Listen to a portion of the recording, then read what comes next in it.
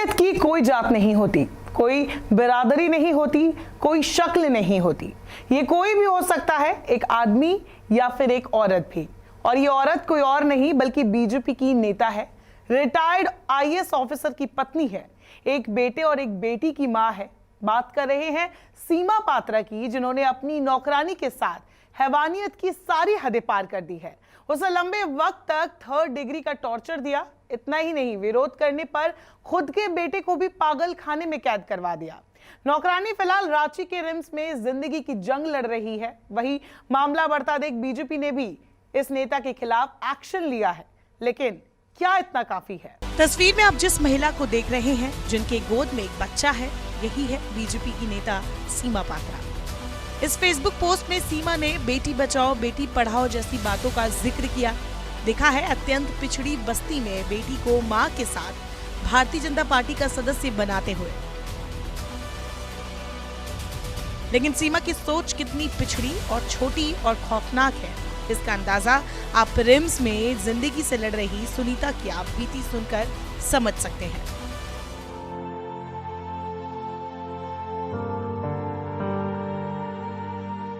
आदिवासियों की हितैषी बनने का दावा करने वाली बीजेपी की नेता ने ही अपनी मेड सुनीता पर जुल्म किए। आदिवासी समुदाय से आने वाली सुनीता गुमला के एक गांव की रहने वाली है। करीब 10 साल पहले वो retired IAS officer Maheshwar Patra और बीजेपी नेता सीमा पात्रा के घर मेड के तौर पर काम करने के लिए आई थी।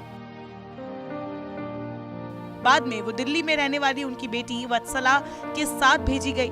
दिल्ली से उनके ट्रांसफर के बाद सुनीता वापस रांची सीमा के पास आ गई। यहाँ काम करते हुए उसे हमेशा टॉर्चर किया जाता रहा। उसने घर जाने की इजाजत मांगी तो पिटाई करते हुए उसे कमरे में बंद कर दिया गया।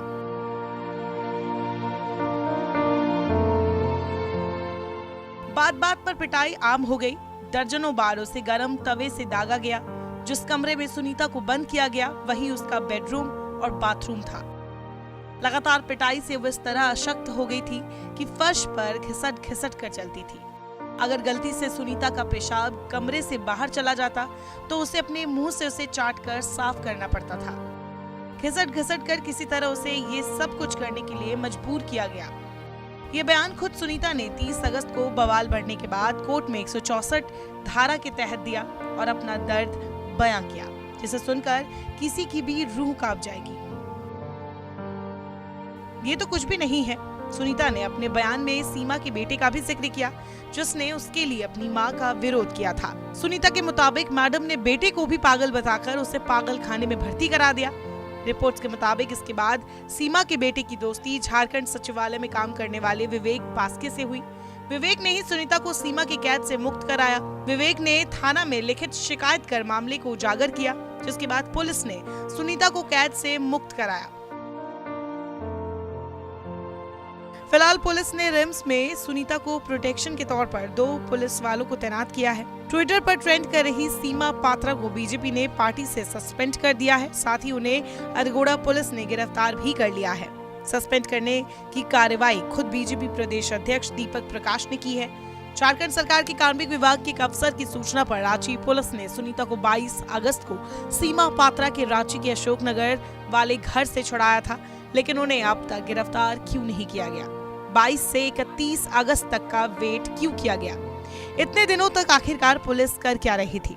यही सवाल झारखंड के राज्यपाल रमेश बैस के भी है। पुलिस के ढीलेपन पर भी अपनी गंभीर चिंता जताते हुए राज्य के डीजीपी से पूछा गया कि अब तक पुलिस ने दोषी के खिलाफ कोई कार्रवाई क्यों नहीं की। नीति से प्रेरित आरोप है, मेरे को जो आरोप है गलत आरोप है। हाँ, फंसाया गया हमको, हमको फंसाया गया है, हमको फंसाया गया है।